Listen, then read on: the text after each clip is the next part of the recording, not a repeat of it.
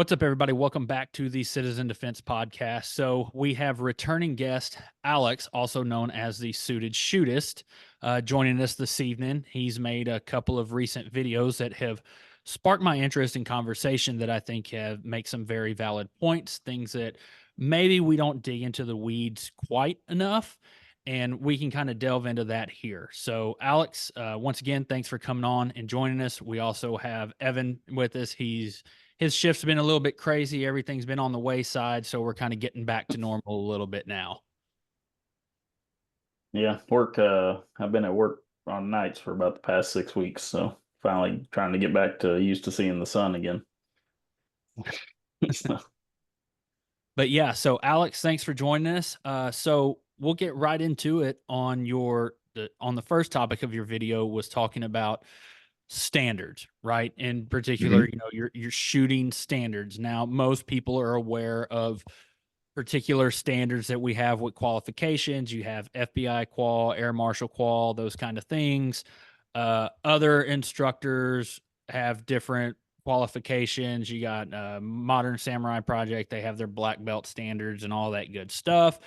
But the one that you particularly that that really caught your interest to make the video was a gentleman reached out to you about trying to how can he shoot a 2 second bill drill, and he perceived a 2 second bill drill as the standard, in which you went Hmm. through to discuss that. Well, even you do a little bit of research. Bill Wilson talks about 3 seconds really is his set standard. Anything underneath that is you're doing very, very well. um Now, th- out the gate, this is I would think this kind of stems from more of the performance shooting side, that you're starting to see a lot more people push that the 2 second bill drill. Do you think that the the performance shooting side is starting to, I guess, become more a little bit predominant in the defensive space? There used to be a separation, and now that's Yeah. all kind of coming together these days. Well, I mean, kind of, sort of. One minor correction: just the fellow that we're talking about, he didn't reach out to me directly. It was actually a Facebook post in a group that Okay. is primarily technical shooting based. Because, quite frankly, if somebody is looking to hit a 2 second bill drill, I am one of the last people they should be reaching out to. So that because that is definitely not my wheelhouse. I think I'm a 3 second, maybe a 2.8 on a real good day if I've had a full night's sleep. But besides the point, yeah, I mean, there has been, at least since I've been introduced to the gun space, this sort of Capulet and Montague battle of the Timmies and the gamers. And interestingly enough, at least kind of in the people that I have a lot of interaction with, they have a foot in both camps.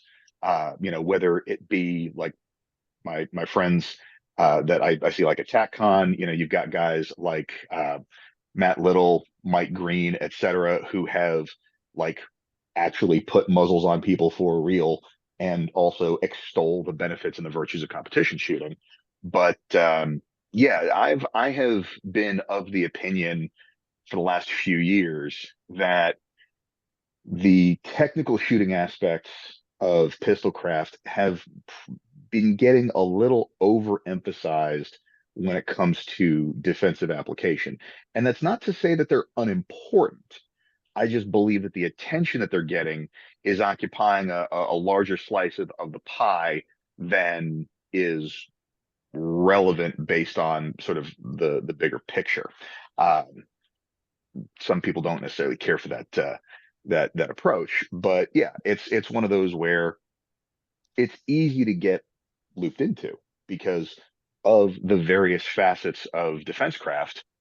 It's the one that is, number one, the most readily measured, and it's also the one that is arguably the most readily improved because, dry fire is, you know, mundane, but it's not particularly strenuous.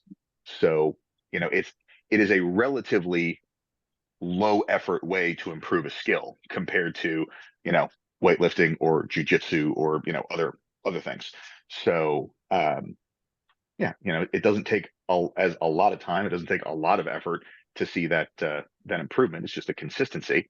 And so you get that immediate gratification feedback. Yeah. And, I will say it's, the bill drill is a good measure of skill. And especially if you're shooting a bill drill in 2 seconds, there are Mhm. a lot of things that have to come together at the right time for it to work out that way. It's not just sheer go as fast as I can. There's a lot of efficiency involved. You do have to have speed figured out, but you Mhm. also have to have your point of return and your recoil management and everything figured out. And it's, And there's a that's lot that really, I goes think, the most into it. critical element of it is the consistency piece. It's like you can have one good bill drill, but somebody who is stacking them back to back to back, that level of consistency in such a short window of time is really, in my mind, the most relevant piece of it. Yeah. And that's kind of a good point there about the consistency is that so when I use bill drills a lot in my training because it represents what my goal is or what I want to do. I want to be able to get the gun out quickly, get it on target, get accurate shots on target as quickly as I can. And I kind of use that. It's not necessarily like I'm set to that set of rounds. It's a measurement, right? It's Mhm. it's it's a measurement of my skill. And, I've gotten, I had a point where I peaked where I was training really hard all the time. And I was getting to where, from concealment, I could hit a bill drill at 214 pretty consistently. And we went to moving, things got off. I got off a dry fire, things like that. And I pretty much reverted back. So now I'm kind of Mhm. trying to build up to that. But I think there's a misconception where people think that, okay, I'm going to shoot a 2 second bill drill. I'm going to shoot that speed in reality. And Mhm. that's not necessarily the case. The way I view it is I want to train to push at that higher level. If I can shoot at that higher level consistency, then when I need to apply it to a real world application, then I have a lot more consistency at that speed, if that makes sense for you, right? I'm pushing past my boundaries to Mhm. see where I can create deficiencies and correct deficiencies to where when I need to come back to full accountability, everything's a lot more solid there. And I think as long as it is a diversified training program, that absolutely carries some merit to it. Where I think because we hear that argument made quite a bit. And I don't have any personal examples of this that I can speak to. Everything that I've been exposed to has been either through the material of the guys at like Hardwired Tactical or John Hearn over at Two Pillars Training and like John Holshin, for example. But as long as that kind of grip it and rip it bill drill is not the overwhelming majority of the practice, then you should be, reasonably good to go because there was that California cop who was a competitive shooter, and when you looked at her match footage versus her body cam footage, there was very deliberate target discrimination in her officer involved shooting. It wasn't, the same kind of hose fest as the match footage that they used to try and jam her up. That being said, I have seen uh, very highly skilled technical shooters who have, I guess, they don't that they've been in circumstances where they didn't necessarily process the information that was presented to them, and it's usually when it comes to having to do things around target behavior. So if you have reactive targets, I've seen folks call an A zone hit and move on, despite the fact that the target didn't actually register what was in this particular space an effective fight stopping hit. And so the throttle control can absolutely be there.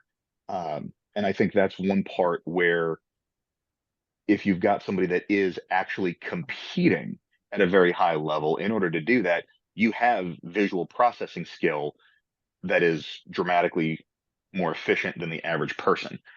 But the bill drill as a standalone requires very little actual visual processing and target discrimination in order to hit that 2 second bill drill. So it can give a false sense of practical applicability from that standpoint, if that is the only marker that's used. And that's again the big challenge. And one of the things that I talked about in the video is some of the stuff gets looked at in isolation or taken out of its relevant context because the two the 2 second bill drill is absolutely a standard if you're trying to hit a turbo pin or if you are trying to rank and go to regionals or nationals for USPSA. Being able to do a 2 second bill drill is absolutely a standard. Is the 2 second bill drill a standard for somebody to walk around this world with a concealed firearm? No, I don't think it is. And again, that's the main thrust of it. It's not really the number, but is the standard that you're talking about relevant to the context in which it's being applied? I agree with you 100%. Evan, what do you think? So I mean, I like the point of, hey, not just one standard, right? Let's look Mhm. at this and let's say, okay, that's a good skill to have, right? That's a good way to gauge certain things about your shooting. I also really appreciate the fact that saying that's not the end all be all, and I feel like that should be true to most people when you look at, I guess what we're saying, what do you want to do with your pistol, right? USPSA matches, okay, great, bill drill, like you're saying, all day long. Um, it's not, I don't think it's as well rounded as far as like it's great showing recoil control, like you were talking about earlier, Todd. Great showing, how basically fast can you get rounds downrange? Can you hit your target?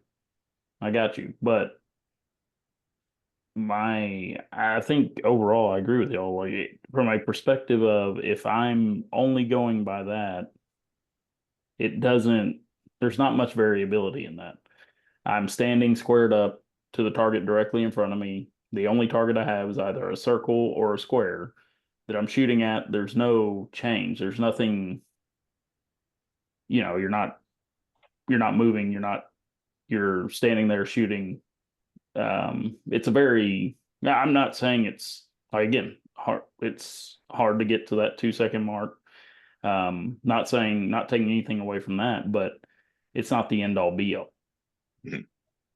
And so I'll use myself as an example for something on here. Presumably, both of you are familiar with the casino drill, right? Yes, I am. I don't know if Evan Okay. I'm is. not, I haven't shot it. No.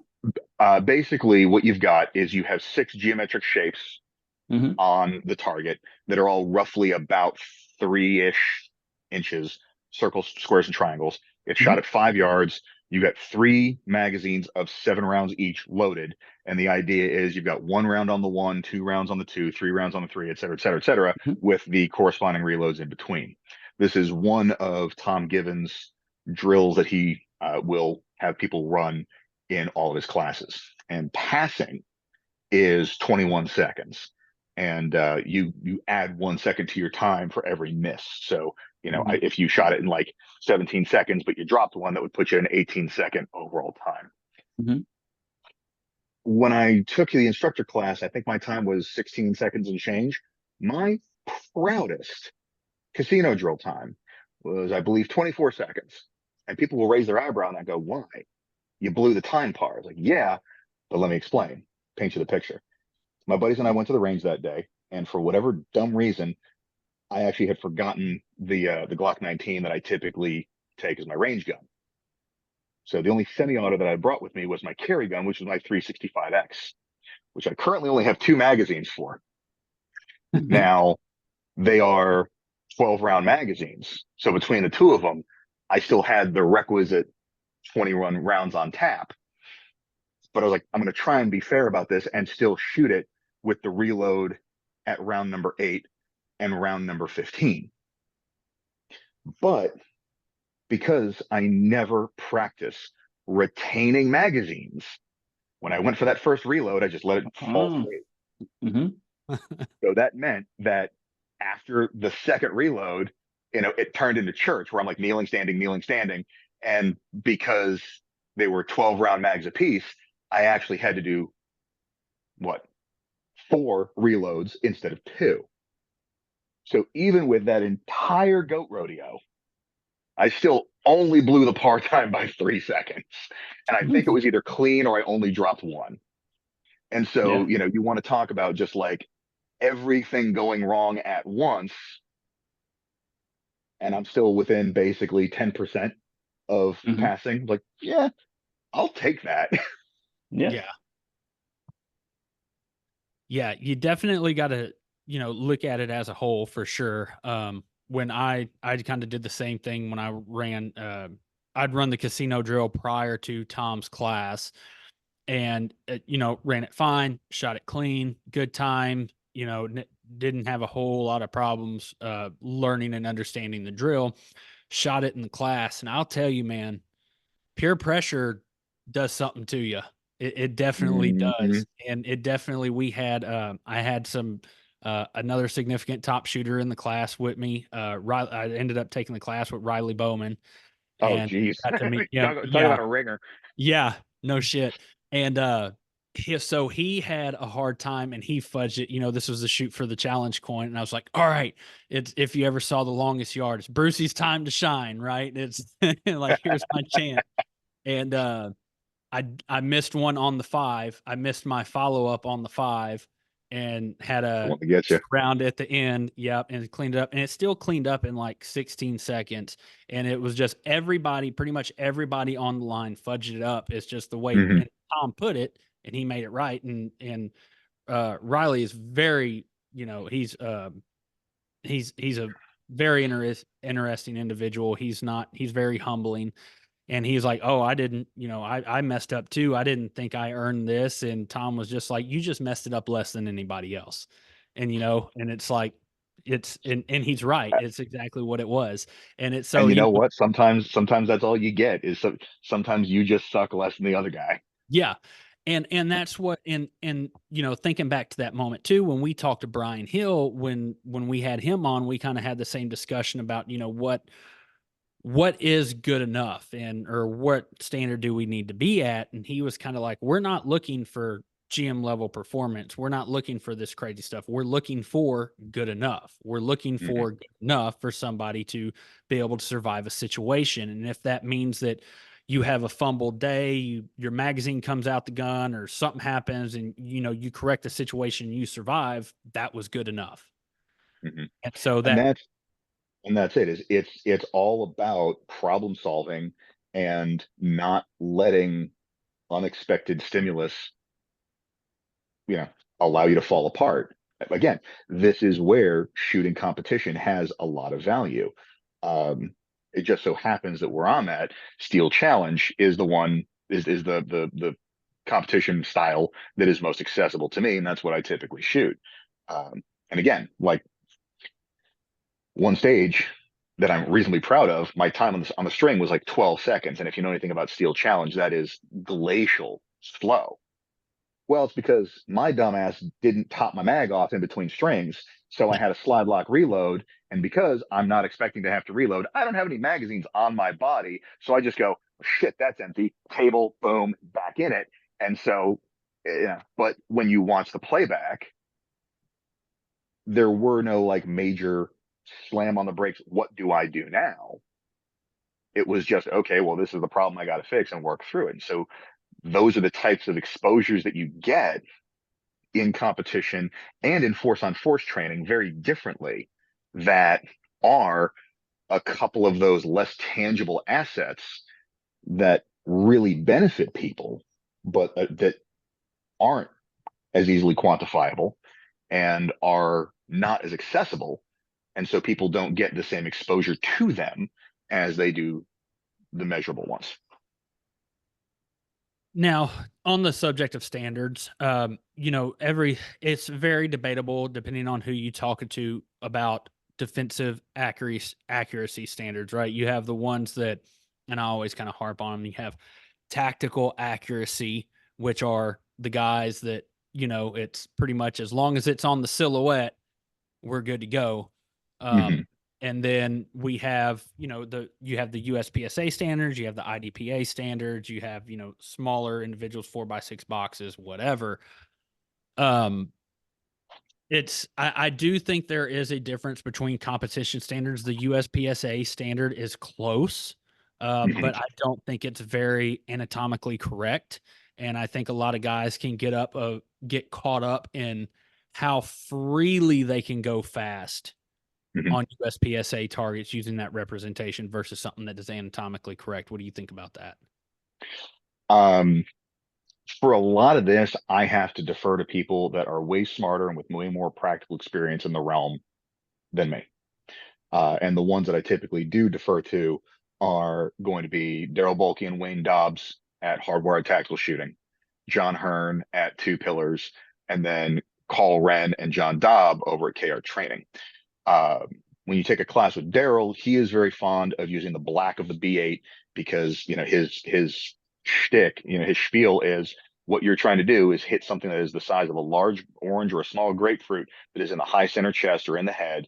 And if you miss that, you're gonna have to shoot him again because he was a California dope cop that came up in the 80s, still running revolvers, and so just because of the limited capacity that they had to work with and the fact that he was training under the LAPD Metro D team, like that dream team. It was all very high accountability and effectively trying to achieve as realistically close to one shot stops with a handgun as you can possibly get. And the way to do that is hitting people in the heart and in the brain. Uh, with John Hearn, he actually kind of quantified, and this is a chart. I'll send you the graphic of it so you can probably like actually work it in because I don't know how well that's going to show up here, but it's got these different sections of let me actually just change my background here so that way it will make things a little bit easier. None. Okay, see if that works. Anyways, don't worry about it. I'll send you the graphics so you can just kind of slice it in. But Okay. the idea is that it shows various, performance two poor to suggest automaticity, and you've got like USPSA D class, IDPA marksman. You've got the casino drill in 27 seconds, post qualification at 90%. Then you've got performance suggesting some automaticity, sharpshooter IDPA, USPSA C class, FBI bullseye. No, I'm sorry, those are kind of on the cusp. 10-second fast. The third, which is performance strongly suggests automaticity. You start getting into failure drill 2.5 seconds, 3-second bill drill, 7-second fast, B class USPSA, IDPA expert, etc. And then once you get into things that cannot be achieved without a high level of automaticity, 6-second L pres, USPSA masterclass, 4-second fast drill, 1.5-second failure drill, those kinds of things.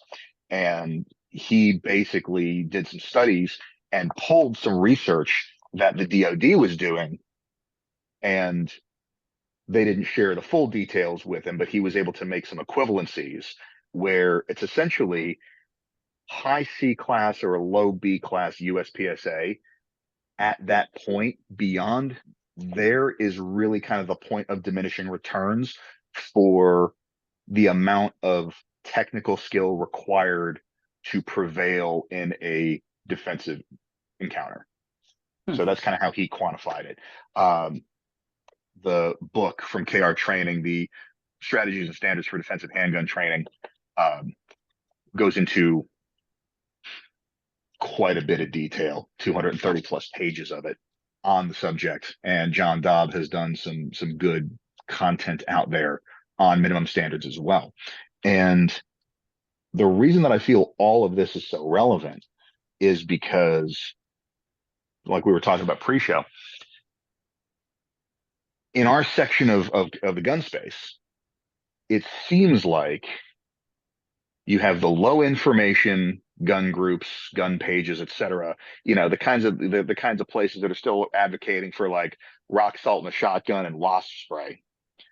Those are the ones that have no real discussions of standards. They think that anything on the paper is good enough. And then once you get into the training community, people that are familiar with the bill drill, with the casino drill, etc., they are so far to the right of the bell curve that the enthusiastic hobbyist and the professional their standards for themselves are so much higher. The catch 22 here is for the people that are making the shift from low information gun space to high information gun space. It is a very abrupt transition, and high information gun space doesn't really do a great job of talking about what those entry level standards look like, what they should be. And, it's always that, well, you're never good enough and all this other stuff. And if you've already got somebody that is a high performer, very, individually driven on their own, okay, cool. They're going to pursue the training, they're going to develop the skill, and they would have done that regardless. But you have a lot of people who recognize that they don't know how to use this thing. And they recognize that what they got in their carry permit class, or, from their uncle, cousin, brother, whomever, that was a cop or was in the military 20 years ago, even if they don't necessarily know why, there was something that was setting off their BS detector. And when they finally hit high information gun space, you're talking about people that are, you know, rally car and NASCAR drivers, when the person has literally just done driver's ed. And the delta between the two is so severe that, number one, we're barely even speaking the same language. And the level of skill that you see some of these people execute, that's almost normal for us, is borderline magical for these folks. And they're like, well, if that's what it takes to be competent with a handgun, I'm screwed. And number this happens. I went through it myself. I have seen people in my sphere, friends and family, have that same experience of like, oh wait, this is what it actually takes. I'm not ready for this. I'm never going to be that good. And it's there needs to be a better method of easing people in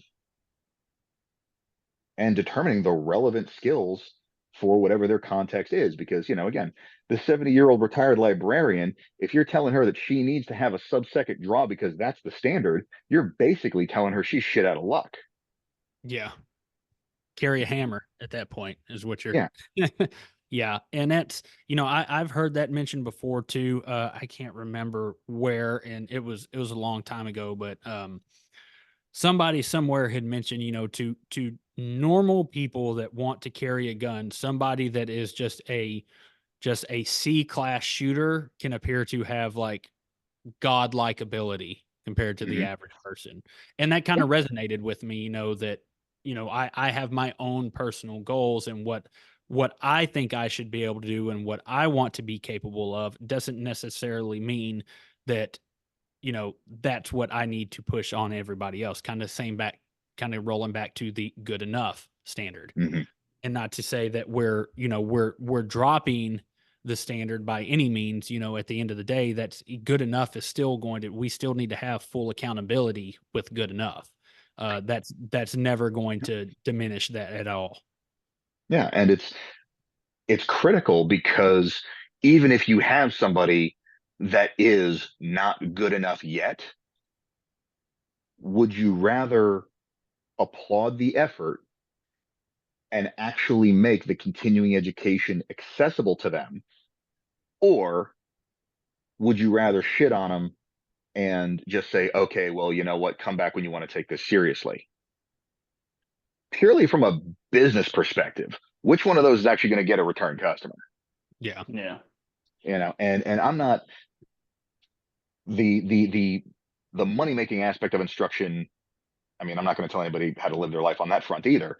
But it's like that's that is the lowest priority for me. The entire reason why I built my curriculum the way that I did was to make it accessible for people who think this whole exercise is still kind of weird and intimidating.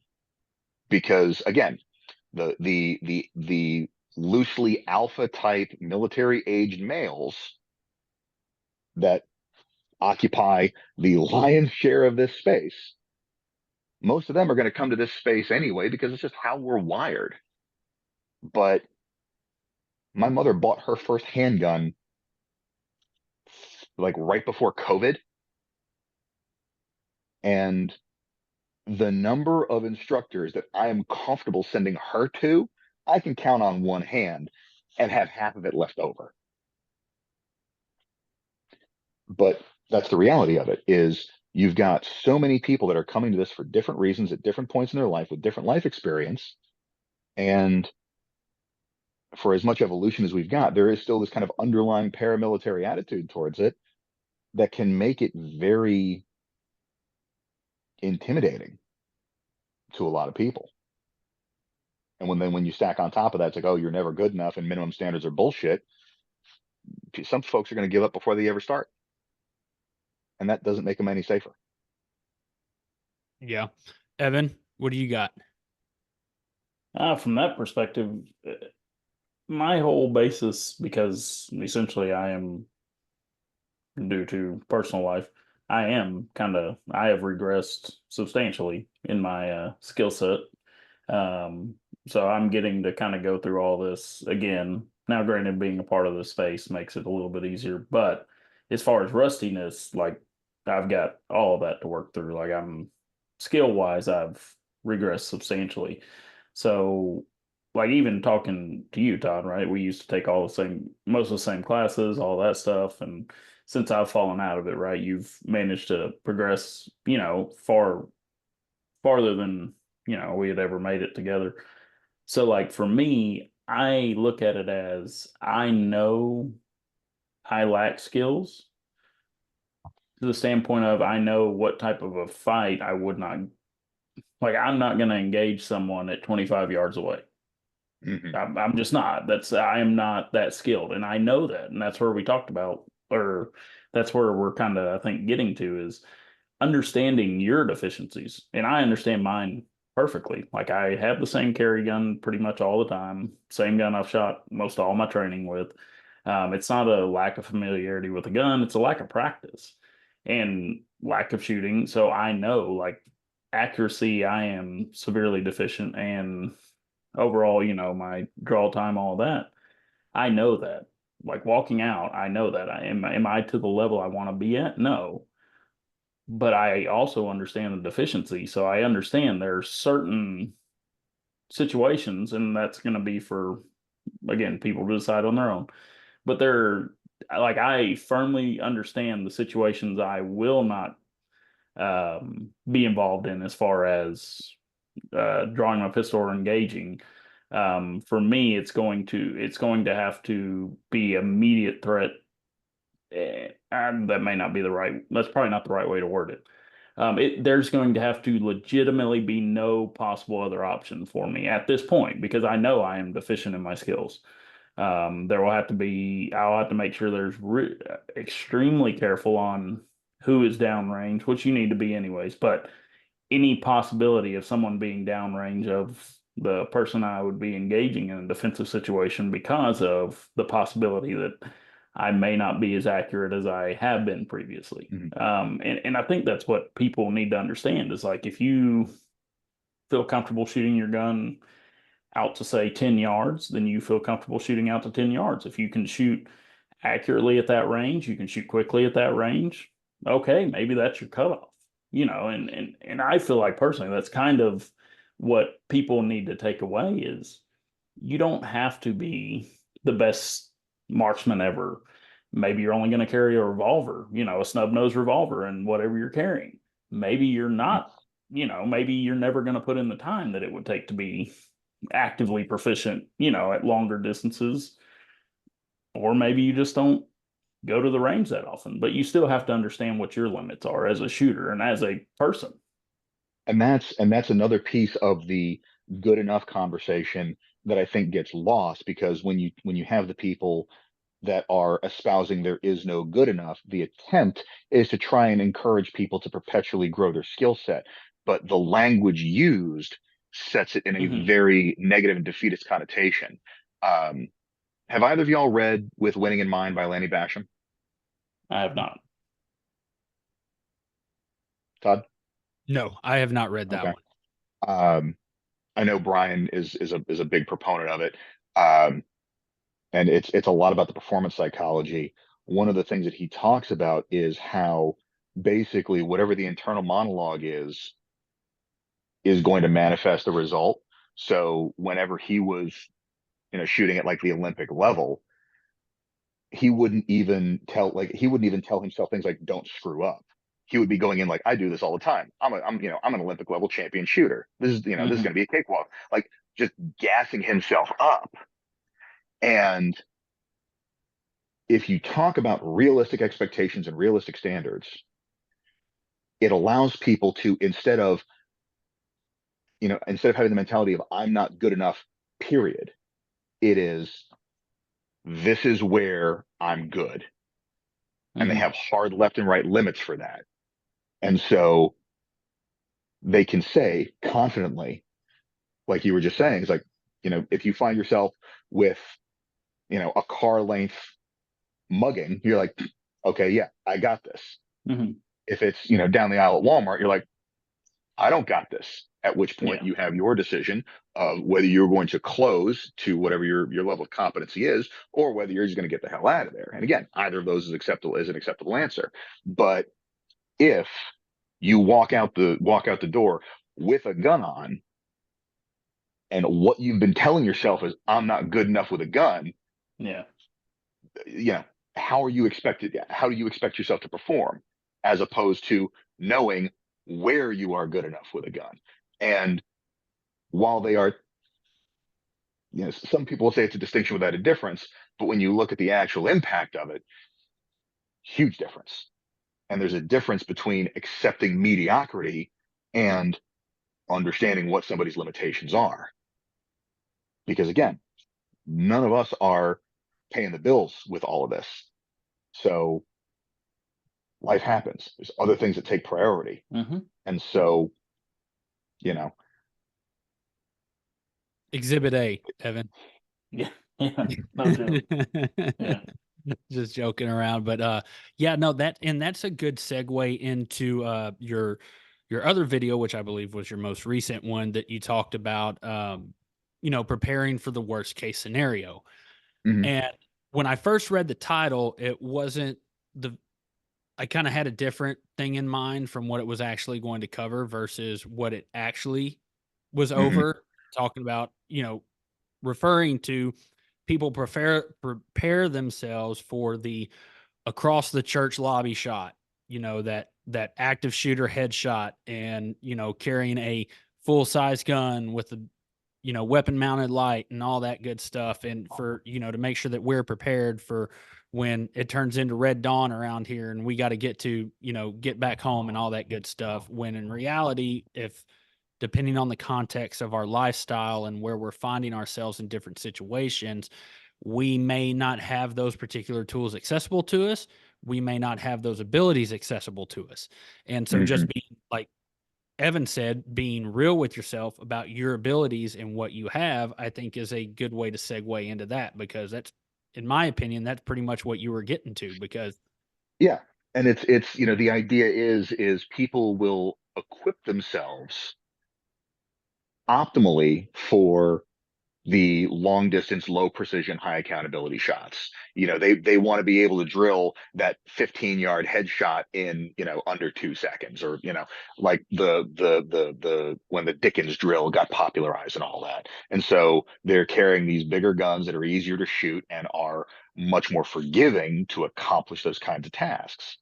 And cool. I mean, if your lifestyle realistically allows you to do that, fantastic. That's not everybody's reality. The other part of it is, you talk to people that are like aggressively fixated on this stuff. Every time I've only ever taken a block of instruction from Gabe White at the tactical conference once, but I have seen him at multiple tactical conferences, and I've seen him on video a bunch on like active self protection and everything else. Every single time Gabe White sets foot on the range, he is wearing exactly the same thing. He's like a cartoon sitcom character. He has a closet full of the exact same clothing. Um, my buddy that I'm going to Rogers with in November, he literally has his Rogers t-shirts because he knows exactly how that garment is going to perform for his draws and all this other stuff. And if you have the luxury of wearing an optimized wardrobe, cool. There is at least one instance in every single adult's life where there is either going to be a social or professional demand that dictates the clothes that they put on. And generally speaking, those clothes are not geared specifically to maximize your access to a firearm, unless you happen to be carrying one professionally, at which case this is kind of a moot point. But people plan for the worst case scenario shooting problem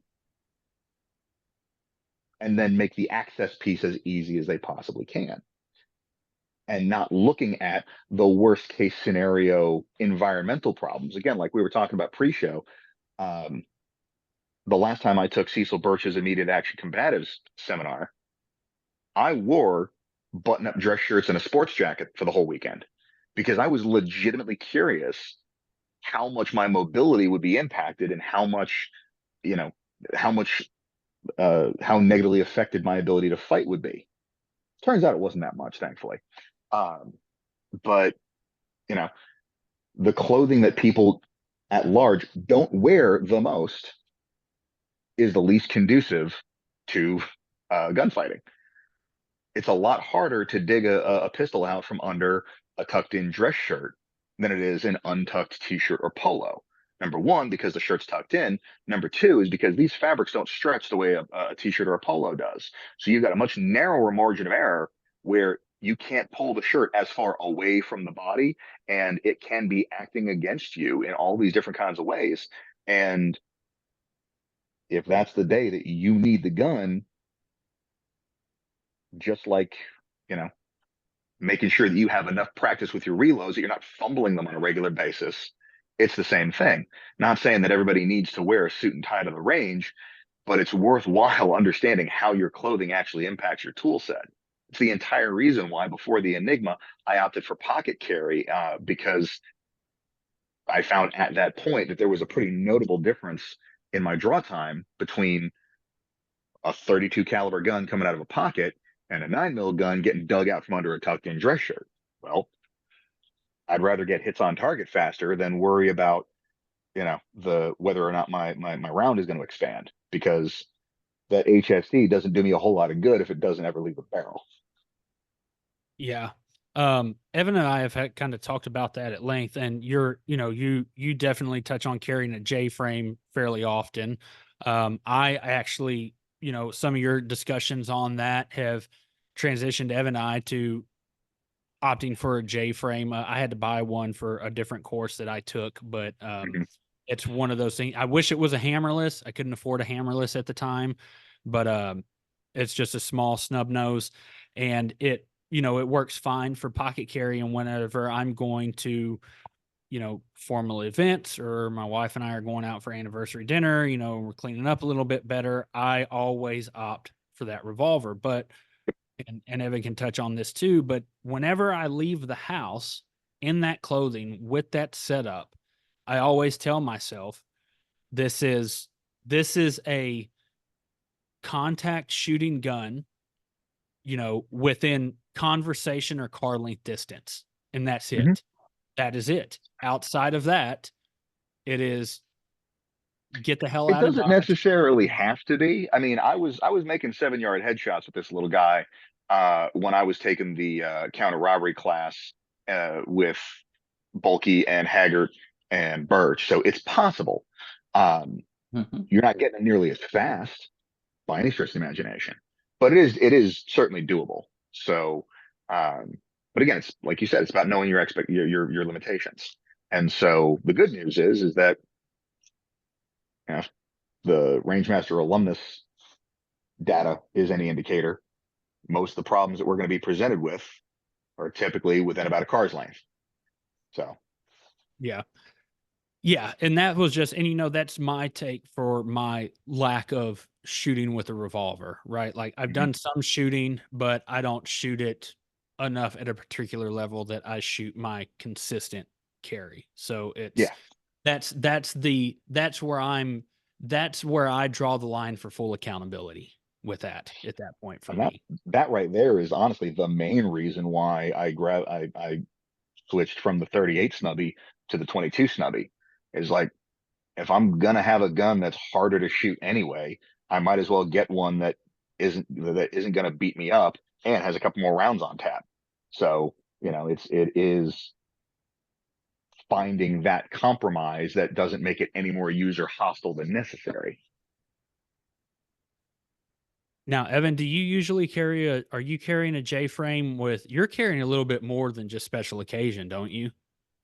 I'll carry it like some of my shorts. I'll carry it in because they don't generally. I don't like the way my holster for my FN it fits in there. So I've got a little Taurus. It's a 357 snub nose, um, and I've got some home loads that are actually 38 special that I've been running in it just to carry. Um, but like I am fairly accurate with that gun. You know, I feel fairly confident with that. I don't know why. Basically the first time I bought it, I went out and I was shooting like 5-inch steel plates at I don't know, probably 7 to 10 yards, probably 4 out of 5 rounds. So like I feel fairly confident with that. For some reason, I don't know, but the gun and I just agree on that. But it's generally always going to be a pocket carry for me. I mean, I'll have my phone in one pocket and then it'll be in the other pocket. And so it doesn't particularly look strange, because my phone in the other pocket, it looks like I'm just carrying two phones. Um, and that's also, of course, like wearing slacks or something where my shirt's going to be tucked in. I haven't, I'll be honest, I've never tried to carry my FN with my shirt tucked in. Sure, I could do it, just never done it. But a lot of times I'm not wearing a suit coat over it, so it would be fairly noticeable if I wore that. So it's my pocket carry basically for if my shirt's going to be tucked in at any point. Yeah. Yeah. And you do you carry extra rounds with your revolver, Alex, or do you just roll it as it is? Generally not. I mean, some regardless of what I'm carrying, I typically do not carry a reload with any level of consistency. Um, I've actually toyed with the idea of just trying to sort of reincorporate that back in finding kind of the least obtrusive way to, because the way I view it is, at least in the civilian defender context, based on all the available information, reloading a handgun for us is purely an administrative function. So I stopped bothering to try to carry an extra mag for a long time, because I didn't really have room in like my front pockets. I didn't really particularly care for carrying one inside the waistband. But I'm realizing that, on the average day, generally my back left pocket is unoccupied. So I'm going to start playing with if there's a good way for me to just kind of sneak one in there without it really being too much of an issue, because I'm not opposed to it. I'm just never going to make any major accommodations for it. I was just curious about that because I'm kind of the same way. I don't really carry a spare magazine. Hmm. I'm kind of the same mindset, trying to figure out a better way to work it in there. I've had times when I'm going to, you know, I don't know, this probably isn't the best mindset, but because it could happen anywhere. But when I go travel longer distances, that's when I Hmm. tend to, make sure I have a spare magazine with me, out of town, Yeah, overnights, things like that. I can kind of see that. Just I guess you're further away from your own resupply, so it's I've done the same thing, um, without really being able to articulate why. Um, for whatever reason, I am more prone to carry a reload with a revolver than I am with my autos. And that's mostly just because a speed strip fits into the coin pocket of a pair of jeans pretty much with absolutely no thought or effort. So, it's just like,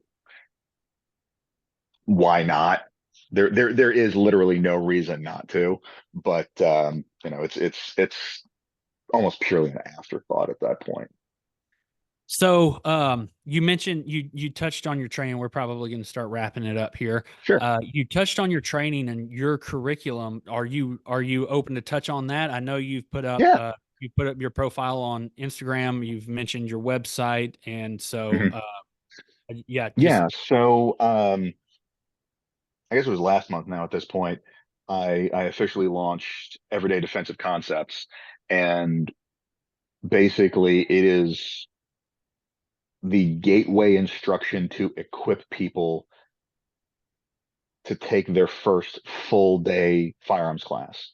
Because there have been a few times, whether it be at like my permit class or at some other kind of entry level or introductory type courses, where you see the folks who it's not necessarily their very first time with a firearm, but they are still so new to it that just the basic motor programs of handling a pistol are so novel that it chews up so much of their RAM that they then have a hard time keeping up with the string of fire or the instruction that's actually coming down the pipe, etc. And so they either hit a saturation point to where they unintentionally become a safety issue because they're trying to do too many things at once, or best case scenario, it's just so overwhelming and so much information at once that they have a less positive experience than they could have. Um, because with very limited exception, most of what I've seen, even in intro level firearm stuff, gun handling and gun shooting are typically taught within the same 8-hour window. And for novices, that can be a lot. So I shamelessly stole part of the model from KR Training. And everything I've got is a 4-hour block of instruction. Um, and I also borrowed the idea when John Hearn made his appearance on the Lee Weems podcast, that his very first appearance was talking about how basically there is too much shooting in shooting classes. And so I was like, huh, interesting. Combine that with the fact that the idea of actually running a line of multiple people handling live firearms that are not known quantities to me is way more anxiety inducing than I care to deal with. I'm like, well, virtually everything that I'm trying to instill in people doesn't require live fire anyway. So I built a curriculum that involves zero live gun handling. Everything that we do is CERT or airsoft or some other inert trainer, because again, what I'm trying to get people is a familiarity with base motor programs so that they understand gun handling first, so that way they don't have to think about that when they go and take a live fire class. And it creates the lowest possible consequence environment. The other advantage is that I can actually do this in somebody's living room. I don't need a range. I don't need a facility. I can take this to them and basically do it like it's a Tupperware party. So I've got a 4-hour block that's purely on gun handling. And the tail end of it is a little bit of what to expect when you go to an indoor range, go to an outdoor range, and go to like an open enrollment live fire class, to prime them so that they know what to do, so that they are not the person that is dictating the tempo of the class. I've got one that is my self-defense essentials, which is a 4-hour block on basically everything except the gun. Going back to what we were talking about at the beginning of the show, shooting is important, but it's only one piece of the puzzle. And I think it is critical for people that are coming into defense craft to understand that, yeah, firearms are important. So are social skills. So are verbal skills. You need to know the law. OC is kind of handy. And again, I'm not going to try and convince a retired librarian to go and find their nearest jujitsu gym and sign up, but I'm absolutely going to tell them that the biggest advantage of things like jujitsu or other combat sports is it allows you to experience in a controlled environment somebody else trying to physically impose their will on you. Because the first time I ever experienced that in a training environment was when I took ECQC. And that was a moment of sheer unbridled panic for me. My brain legitimately thought that I was going to die. And the only thing that I knew how to do was start tapping just frantically to make it stop because I was so short circuited at that point, despite the fact that I had taken several other martial arts that claimed to have defensive orientations to them. It did not prepare me for that. So, bet your ass, as soon as I got out of there, I signed up at a jiu-jitsu gym and I've been doing that ever since. And so, I'm not saying that people need to make that a lifelong pursuit, but if someone is of such a fragile sensibility that they can be frozen in place with nothing more than a couple of, dirty words, they need to know that because, if you're dealing with someone, who is the very buttoned up, straight-laced God-fearing grandmother, doesn't matter what gun she's got in her purse. If I can lock her in place with a couple of strong words, then, at that point, she's still food. And I don't mean that as an indictment. But if that is the extent of somebody's capacity, it's kind of important that they know that because that's the other part. All the firearms training that I've ever encountered is built around the presupposition that the student is already comfortable with the idea of putting a muzzle on another human being. That's a There are good some point. people out there are some people out there that just aren't there yet because of whatever previous, stigma and social conditioning. There are some people out there that just do not have the capacity for it, period. And certainly not all of the gun space, but online, generally, when you have somebody that is interested in taking more ownership of their own personal protection, it's get a gun, complete statement, which is a problem in and of itself. Anybody that expresses hesitation or trepidation around getting a gun, they are, immediately dismissed and derided. It's like, oh, well, you're just a sheep and all this other crap. It's like, cool. So instead of trying to make them a more dangerous individual to bad people, you are just going to shit on them and cast them to the wolves. And you know, best of luck to you. That doesn't help anybody.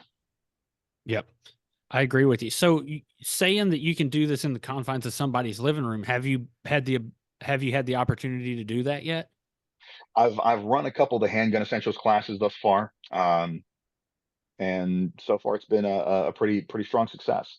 I've The idea, it did then sort of branch off into like one-on-one live fire coaching at the range, which is kind of its own animal. But yeah, so and the only reason I ask because to me that could definitely be appealing to certain people that are in certain social circles that whether it be political reasons or whatever that they don't want anyone else to know that hey man I'm looking at getting a firearm for self-defense that mhm, and I don't have to let anybody know I'm going to the range. I don't have to worry about seeing anybody else going to the range that knows me at this point in time. And mhm. I can get started in this education right here in my personal home. That's definitely part of it, but that wasn't one of the major factors. The major factor was, um, and again, this is kind of just based on my own observations. The women in my life really don't like being bad at stuff in front of strangers. They're okay being bad at stuff in front of their friends, but that level of exposure and vulnerability and opening themselves up to that kind of judgment to the general public can sometimes be enough of a barrier to keep them from pursuing it at all. Again, I am not saying that that is a universal condition for, women everywhere, I've heard that expressed as a limiting factor for several women in my life. Well, so what you're saying is if you could do this with a couple of your friends that, and not under the judgmental eyes of, some, you know, random gun bubba at the indoor range, this would be a lot more accessible. And again, that's the other part is making sure that the environment is conducive to learning because the more distractions that are out there, the more discomfort that's there, the less information is going to actually be retained. Good stuff. Evan, what do you think? No, I like that. I like that idea. It definitely opens it. I like the idea behind opening the door for Yeah. people to get in a non-invasive way, basically. And the really cool thing is like you can get on Amazon right now and there are these cheap spring-loaded toys that are like $8 to $12 a piece. They have magazines that actually drop free. The magazines actually fill ineffectively the same way as an actual magazine. You can push the cartridge out the back, but you actually have to like get it under the feed lips. It's a slide that cycles, and it's this little spring-loaded thing that fires these little foam darts.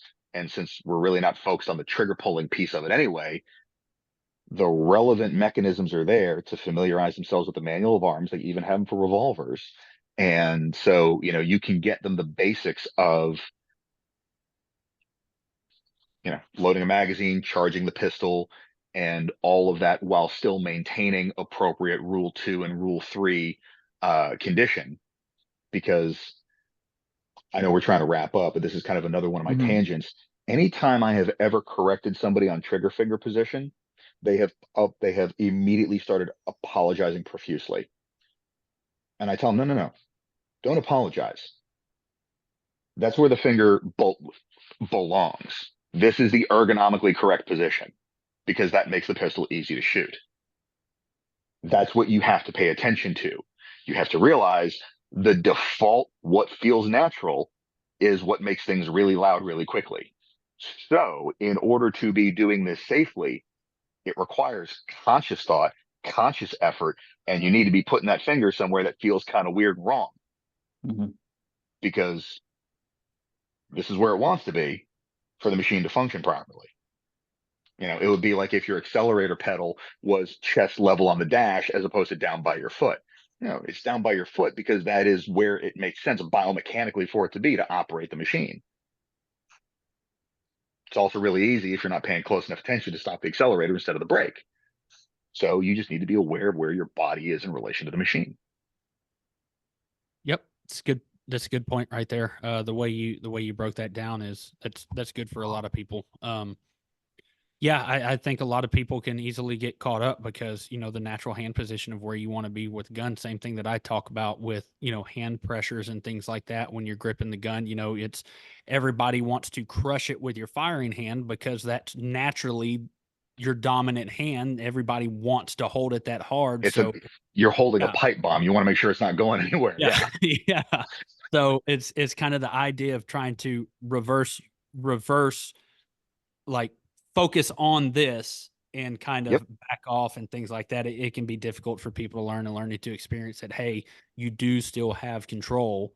You're not giving it away. You're not losing anything. You're not becoming unsafe. So I've kind of had that experience with people. Yeah, but no, I understand what you're saying. So no, that was awesome, man. So thanks for coming on. For those listening, if you don't know who Alex is, where can everyone find you? Sure. So the all the content is going to be on Facebook, Instagram, and YouTube at the Suited Shootist. The training organization is Everyday Defensive Concepts, which is on Facebook, Instagram, and the website that is currently only servicing the greater Houston area. But you know, if there's something like within driving distance, like Austin or something, Galveston, you know, we may be able to work something out. We'll figure that part out. Gotcha. Awesome. And if I ever have anybody reach out to me that's kind of in that space of trying to like, yeah, I kind of want to get started, I will definitely be sure to refer them to you by all means. Yeah. Because Um, again, that's the thing is like there's a lot of people out there that aren't sure where to start or aren't sure if guns are for them at all. And I think that this is the mechanism to help them determine whether that's the case, as opposed to just sort of casting them out and wishing them luck. yep, 100%. Well, thanks for joining us. Everybody Appreciate it. listening, if you haven't yet liked this podcast, go subscribe so you can stay tuned for all of our new episodes that come out. You can find this on YouTube as well as everywhere else you get your audio podcasts. If you like this episode, please share it with your friends and anyone else who you think would enjoy this education and information. And until next time, I hope y'all have a great week and stay safe.